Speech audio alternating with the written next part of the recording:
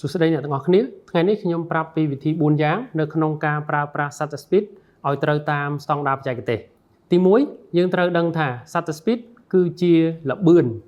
ក្នុងការចាប់រូបភាពរបស់កាមេរ៉ាអញ្ចឹងបើវាកាន់តែលឿនវាអាចចាប់យកសកម្មភាពដែលរហ័សច្បាស់បានល្អដោយមិនមាន blur នោះទេ blur នេះគឺជា motion blur វាអត់ដូច aperture blur ឬក៏ background blur ដែលយើងហៅថា bokeh នោះទេយើងប្រើល្បឿនលឿនអាចចាប់សកម្មភាពបានរហ័សមែនក៏ប៉ុន្តែវាកាត់ពន្លឺអស់ច្រើនដែលធ្វើឲ្យរូបភាពរបស់យើងមិនសូវភ្លឺឬក៏ងងឹតតែម្ដងក្នុងករណីកន្លែងដែលយើងថតហ្នឹងមិនមានពន្លឺគ្រប់គ្រាន់អញ្ចឹងក្នុងការប្រើប្រាស់ shutter speed លឿនឬយឺតគឺវាអាស្រ័យទៅលើលក្ខខណ្ឌពន្លឺហើយជាមួយនឹងលទ្ធផលដែលយើងចង់បានដោយល្បឿន1លើ1000ឬក៏1លើ2000ហ្នឹងអាហ្នឹងយើងហៅថាល្បឿនលឿនយើងប្រើវាសម្រាប់ចាប់សកម្មភាពលឿនរហ័សឬក៏លក្ខខណ្ឌដែលមានពន្លឺច្រើនដូចជាពេលថ្ងៃអញ្ចឹងចំណែកល្បឿនដូចជា1លើ50ឬក៏1លើ60វិញវាជាល្បឿនដែលយឺតអញ្ចឹងវាស័ក្តិសមសម្រាប់ការប្រើប្រាស់ដូចជាពេលដែលមានពន្លឺខ្សោយដូចជាពេលដែលល្ងាចឬក៏ពេលដែលយប់ជាដើមប៉ុន្តែយើងមិនអាចប្រើវាក្នុងការចាប់សកម្មភាពលឿនបាននោះទេយើងអាចទម្លាក់ល្បឿនឲ្យទាបដើម្បីឲ្យរូបភាពរបស់យើងភ្លឺប៉ុន្តែបើសិនជាយើងទម្លាក់រហូតដល់1លើ5ឬក៏1លើ15វាជាល្បឿនមួយដែលយឺតខ្លាំងអញ្ចឹងវាអាចធ្វើឲ្យរូបភាពរបស់យើងអត់ sharp ហើយមាន motion blur ក្នុងករណីដែលយើងកាន់ដៃក៏ដោយឬក៏យើងដាក់លើ tripod ក៏ដោយបើសកម្មភាពនៃការថតហ្នឹងវាមានចលនាអញ្ចឹងវាធ្វើឲ្យរូបភាពយើងហ្នឹងអត់ sharp ល្អទេទី2កាលពីវីដេអូមុនយើងបានដឹងហើយយើងប្រើប្រាស់ shutter speed ស្មើឬក៏ច្រើនជាង focal length នៃ lens ដែលយើងប្រើឧទាហរណ៍ lens ដែលយើងប្រើ 200mm យើងគួរតែដាក់ shutter speed 1លើ200ឬក៏ច្រើនជាងហ្នឹងប៉ុន្តែលក្ខណៈពិសេសសម្រាប់ lens ដែលមាន stabilizer ឬក៏កាមេរ៉ាដែលមាន IBIS image stabilization ហ្នឹងគឺវាអាចជួយកាត់បន្ថយល្បឿនឲ្យយើងថតល្បឿនទាបហើយនៅតែរក្សាគុណភាពរូបបានល្អយើងអាចនិយាយបានថាជាទូទៅ lens ហើយជាមួយនឹងកាមេរ៉ាដែលមាន stabilization ហ្នឹងគឺវាអាចជួយទប់យើង3ទៅ4 stop អីចឹងទៅប៉ុន្តែលក្ខណៈមួយចំនួនសម្រាប់កាមេរ៉ាមួយចំនួនដូច Canon EOS R5 ឬក៏ R6 អីចឹងបូកជាមួយនឹង lens ដែលមាន IS គឺវាអាចទប់លំនឹងរហូតដល់7-8 stop ឯណោះនៅក្នុងការបង្ហាញនេះតួលេខនេះគឺជាតួលេខ shutter speed 1 stop ហើយយើងអាចកំណត់ថា lens ហើយនឹងកាមេរ៉ារបស់យើងអាចជួយកាត់បន្ថយល្បឿនឲ្យយើង3 stop ទៅចុះអញ្ចឹងបើផ្អែកទៅលើឧទាហរណ៍មិញ1លើ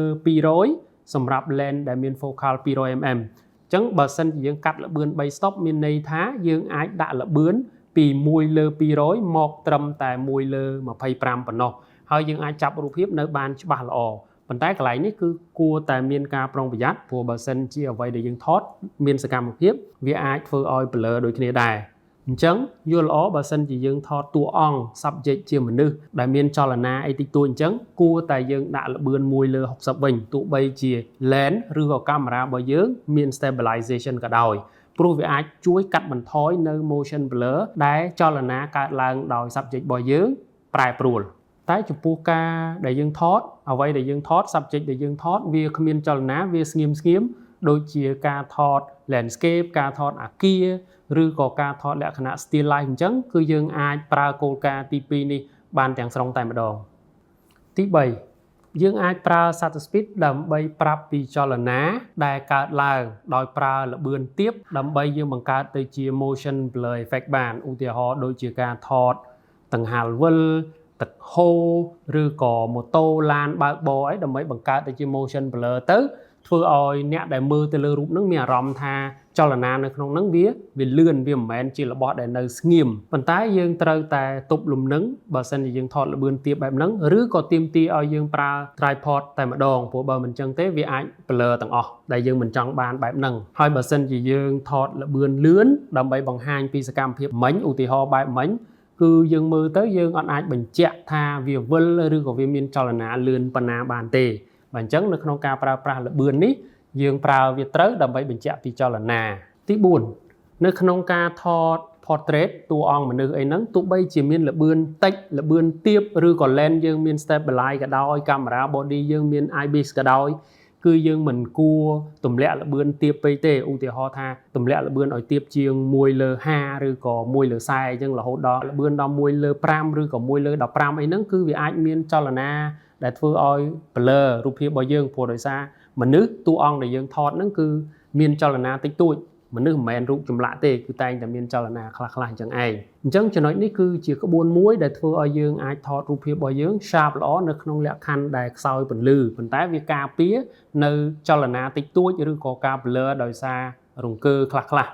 សម្រាប់ការថត landscape ឬក៏ architecture ឬក៏ still life វិញយើងចង់ដាក់ល្បឿនប៉ុណ្ណាក៏បានដែរមិនបញ្ហាទេប៉ុន្តែបើសិនជាយើងកាន់ដៃគឺត្រូវតែប្រឹងទប់បន្តិចហើយយើងអាចតម្លាក់ល្បឿនយូរពេកទេយឺតពេកទេប៉ុន្តែបើសិនជាយើងប្រើ tripod វិញទោះបីជាយើងចង់ដាក់ល្បឿនដល់1វិនាទី2វិនាទី5វិនាទីឬក៏30វិនាទីអីក៏មិនមែនជាបញ្ហាដែរព្រោះអ្វីដែលយើងថតហ្នឹងគឺជារបស់ដែលនៅស្ងៀមវាអត់មានចលនាហើយក៏វាអត់រត់ទៅណាដែរចុងក្រោយ